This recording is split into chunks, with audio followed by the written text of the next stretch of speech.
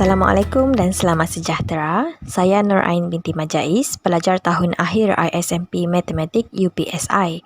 Video ini adalah berkaitan dengan cara penggunaan bahan bantu mengajar aljabar puzzle yang telah saya bangunkan bagi kegunaan guru dan juga pelajar tingkatan 1 dalam sesi PDP topik ungkapan algebra. Ini adalah rupa bentuk BBM aljabar puzzle. Apabila kita buka penutup kotak ini, akan terdapat sekeping papan putih kecil yang berfungsi sebagai tempat untuk pengguna menulis dan juga melekatkan kad. Kemudian, ini pula adalah bahan-bahan lain yang terdapat pada BBM ini, iaitu manual penggunaan BBM aljabar puzzle, pen papan putih, pemadam, gum take it, kad soalan, kad pemboleh ubah dan juga kad nombor, kad jawapan, kad pemboleh ubah dan nombor bersaiz kecil, serta kad kenal. Langkah pertama yang perlu dilakukan ialah ambil sekeping kad soalan secara rawak. Kemudian, pilih kad pemboleh ubah dan kad nombor berdasarkan soalan. Ini adalah kad yang diperlukan bagi soalan yang telah dipilih tadi, iaitu pemboleh ubah X, Y dan juga nombor. Ambil gum take it dan dekatkan pada papan putih bersama kad-kad yang telah dipilih tadi seperti ini. Kad jawapan yang digunakan pula adalah yang bersesuaian dengan jumlah kad yang dicantumkan di atasnya. Ini adalah ungkapan yang perlu diselesaikan. Apa yang perlu dilakukan ialah pengguna perlu menulis sebutan algebra berserta operasi mengikut huruf pada kad pemboleh ubah yang betul. Positif 3X kita tulis pada kad pemboleh ubah X, positif 5Y pada kad pemboleh ubah Y. Begitu juga dengan positif 8X dan negatif Y.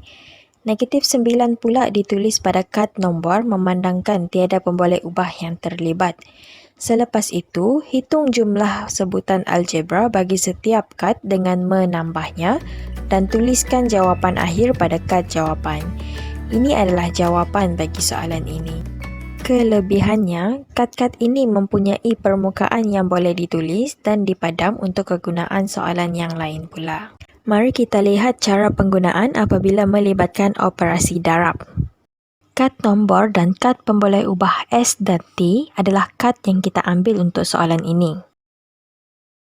4 kita tulis di kad nombor, S kuasa 3 pada kad pemboleh ubah S, T pada kad pemboleh ubah T, dan begitulah juga yang seterusnya. Bagi pendaraban ungkapan algebra, jumlah sebutan algebra bagi setiap kad perlulah didarab untuk mendapatkan jawapan akhir.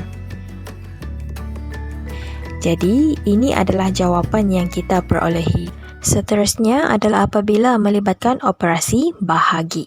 Tuliskan sebutan pada bahagian atas terlebih dahulu, tetapi perlu diingat, penggunaan BBM bagi pembahagian ungkapan algebra ada sedikit perbezaan, di mana kad nombor tidak digunakan. Nombor yang ada perlu ditulis di hadapan pemboleh ubah yang diberikan. Seperti ini, 25J kuasa 4 ditulis terus pada kad pemboleh ubah J.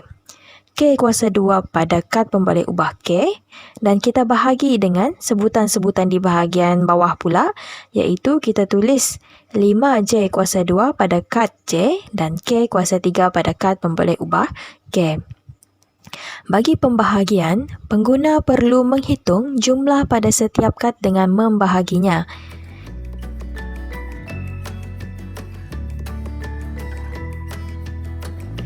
(5J kuasa 2 per K adalah jawapan akhir bagi soalan ini. Ini pula adalah contoh bagi soalan yang melibatkan penggantian nilai. Kad nombor kecil digunakan untuk menunjukkan secara jelas penggantian yang perlu dibuat.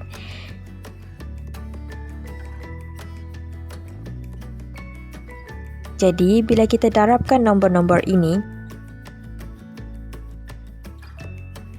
kita akan mendapat hasil 61.